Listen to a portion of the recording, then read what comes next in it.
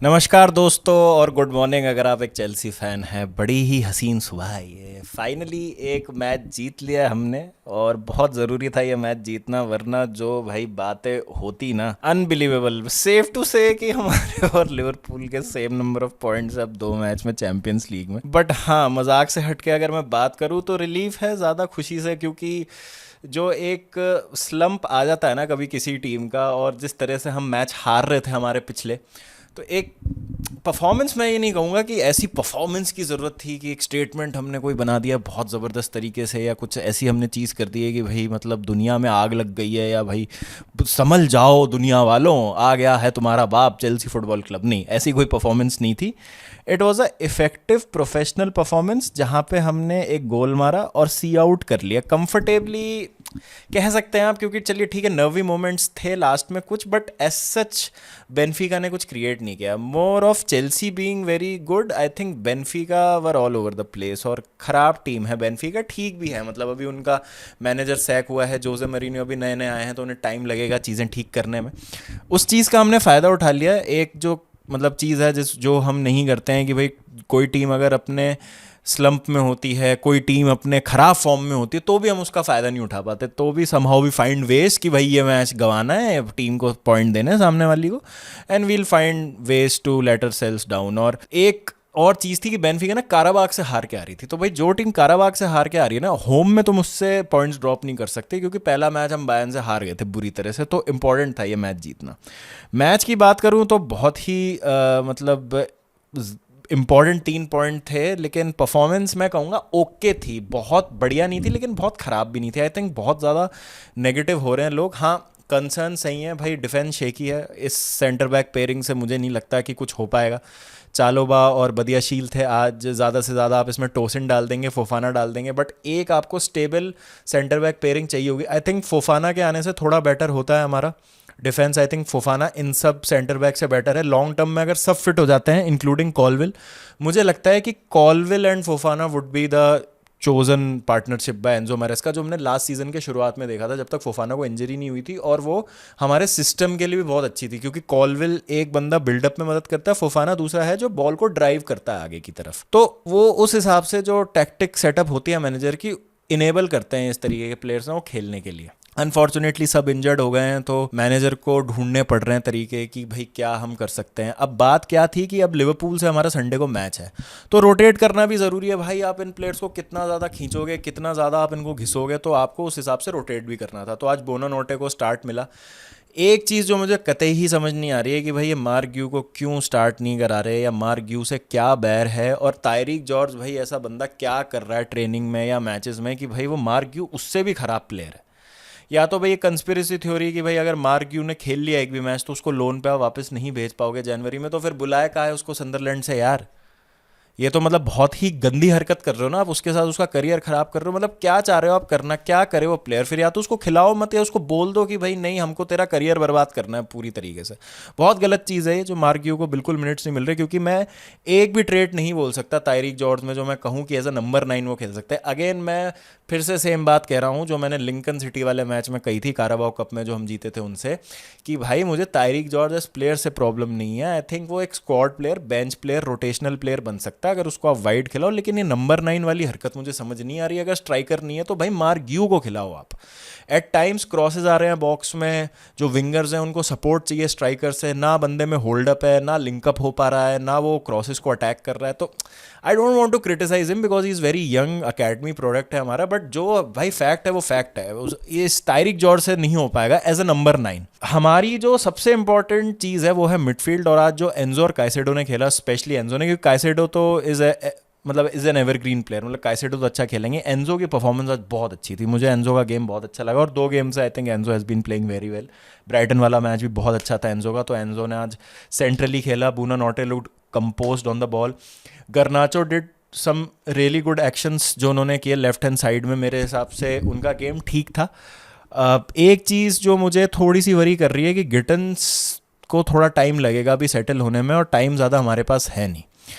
I thought एस्तोवा को आज start मिलेगा, बट प्लान क्लियरली ये है कि भाई एस्तोवा को आप रोटेट करेंगे और लिवरपूल के अगेंस्ट उनको स्टार्ट कराएंगे। पेड्रो नेटो तो आई थिंक यार मतलब वो बंदा कैसे अभी तक धुएं नहीं निकल रहे हैं कान में से, सर में से, इतना फुटबॉल खेल खेल के इज़ बियॉन्ड मी। तो परफॉर्मेंस ठीक थी। अगेन एक ओन गोल हुआ, गर्नाचो ने डिसेंट परफॉर्म किया फर्स्ट हाफ में, जो मैं एक्सपेक्ट कर रहा हूँ वो कर रहा है। धीरे धीरे उस बंदे को भी टाइम लगेगा। I feel jury is out on Garnacho already, पता नहीं क्यों, कि भाई ये तो बंदा किसी काम का नहीं है, थोड़ा टाइम दीजिए गर्नाचो को। I think he will come good for us. Pedro Neto का भी बहुत इंप्रूवमेंट हुआ है, मैसिव इंप्रूवमेंट हुआ है 5 से 6 महीने में पिछले। लेकिन जो कॉज फॉर कंसर्न है मेरे लिए बहुत बड़ा, वो डिफेंस है। वो बैकलाइन बहुत ज़्यादा कंसर्निंग है मेरे लिए, और मुझे ऐसा लगता है कि ये बैकलाइन ना भरोसेमंद नहीं है। सैंचेज अगेन आज एक दो एक्शंस थे जहाँ पे कोई ज़रूरत नहीं थी एक्स्ट्रा कुछ करने की, and he gave the ball away एक बार, और एक बार थ्रो इन दिया था। तो एक फ्लॉलेस परफॉर्मेंस तो सैंचेज से हम एक्सपेक्ट कर ही नहीं सकते।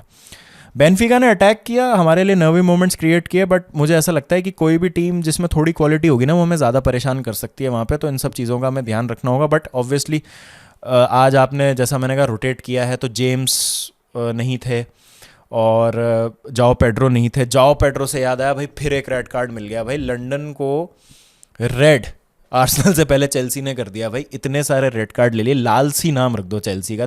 तीसरा मैच लगातार रेड कार्ड मिल रहा है भाई, क्या हो रहा है। बट आई एम ग्लैड आज कुर्बानी नहीं दी गई एस्तेवो विलियन की, और लास्ट में मिला तो जब तक मैच हमने जीत लिया था। बट आई फील कि आज ऐसा था कि हम ठीक खेले। It was a professional performance, it was a 6.5 out of 10 performance, just about enough average, कि भाई आपने एक स्ट्रगलिंग टीम के अगेंस्ट उतना खेल लिया कि आप जीत गए। तो ठीक है, मतलब आपको आज इफेक्टिव होना था। आई केयर अबाउट द रिजल्ट आज रादर देन दी परफॉर्मेंस। और टू बी ऑनेस्ट, परफॉर्मेंस ऐसी क्यों हुई है उसका भी कारण है मेरे पास, कि मतलब नंबर 9 आपके पास नहीं है, आपके पास ऐसे डिफेंडर्स नहीं है जो आपको श्योरिटी दें, अश्योरेंस दें पीछे। तो ठीक है, गुस्तो का भी ठीक था। गुस्तो को मैं ज़्यादा कुछ मतलब एज सच क्रिटिसाइज़ नहीं कर सकता। तो ओवरऑल कुछ ख़राब बोलने के लिए नहीं है। कुकुरेया को मैन ऑफ द मैच मिला, मेरे लिए man of the match was एनजो। But ठीक है, मतलब ऐसा आप किसी को भी दे सकते हैं। ऐसे मैचेस में बड़ा मुश्किल होता है, डिफ़िकल्ट होता है कि किसको आपको मैन ऑफ द मैच देना है। तो गुड वैल्यूबल 3 पॉइंट्स। और होपफुली आईएक्स के अगेंस्ट भी अगर हम जीत जाए, जाओ पेड्रो उस गेम में अवेलेबल नहीं होंगे। आई होप मार्ग्यू को थोड़ा टाइम मिले भाई। एस्तवा को बहुत खिला लिया, सॉरी तारिक जॉर्ज को बहुत खिला लिया आपने नंबर 9 में। तो आई होप मार्ग्यू को वह टाइम मिले। इंपॉर्टेंट 3 पॉइंट्स दोस्तों, ये 3 पॉइंट्स की ना सख्त ज़रूरत थी हमें। बाकी मैचेस की बात करें तो कायरात का अलमाटी बना दिया रियल मैड्रिड ने बुरी तरीके से, और बायर्न ने पाफोस के पाफोस निकाल दिए पूरे।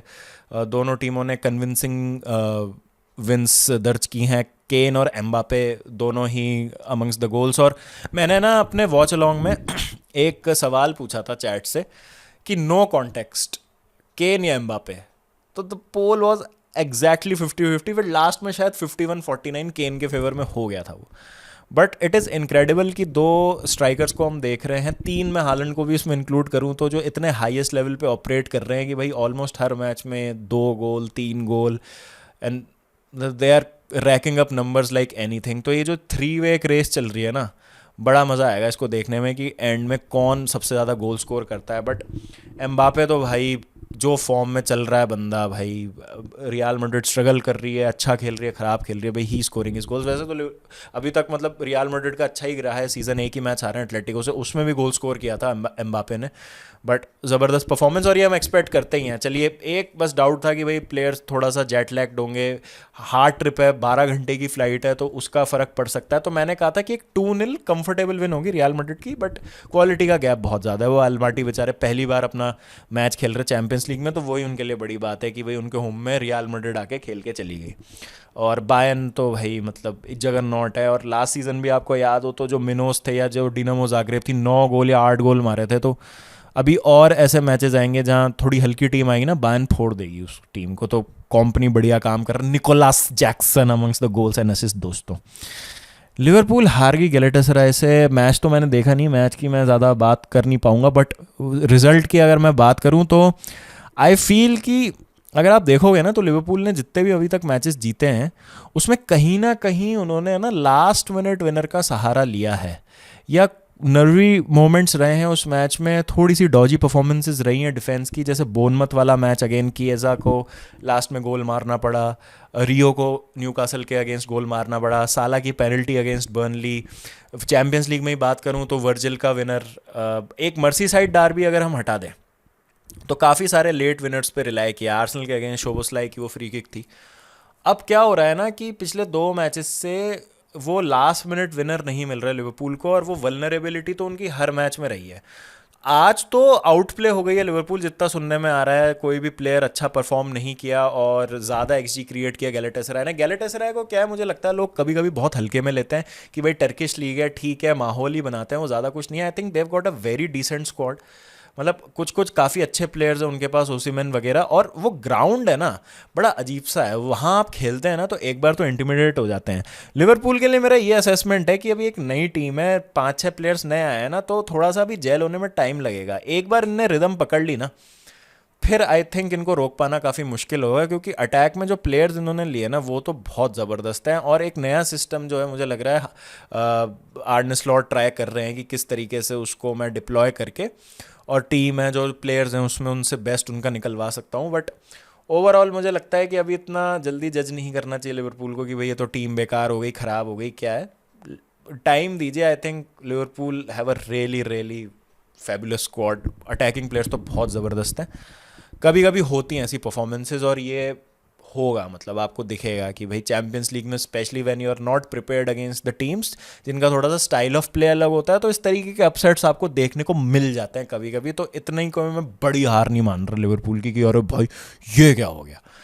अब जो है वो मज़ा आएगा मैच संडे को, क्योंकि लिवरपूल और चेल्सी का मैच है। लिवरपूल अपने 2 मैच हार गई लगातार, चेल्सी भी प्रीमियर लीग में 2 मैच हार गई है लगातार, और तीसरा भी मतलब मुश्किल मैच लग रहा है, क्योंकि जो लिवरपूल की फ्रंट लाइन है, जैसा मैंने कहा, against this shaky Chelsea defence, काफ़ी खतरनाक गेम हो सकता है। तो देखते हैं क्या होता है। बट आज होगा मैच, म्योत का खेल दोस्तों, बारसा वर्सेस पीएसजी। देखते हैं कौन प्लेयर स्टार्ट करते हैं, कौन बेंच पे रहते हैं, क्योंकि काफ़ी सारी न्यूज़ है इंजरीज़ को लेके और अनअवेलेबिलिटी को लेके प्लेयर्स की। तो देखते हैं क्या होता है, मज़ा आएगा। रात को मिलते हैं वॉच अलॉन्ग पे। बाकी आपकी क्या राय है, please do let me know in the comment section, और आप मुझे बताइए आपको कैसे लगे आज के मैचेस। चलिए मिलते हैं आपसे, जब तक ध्यान रखिए अपना, take care and don't forget to keep the blue flag flying high.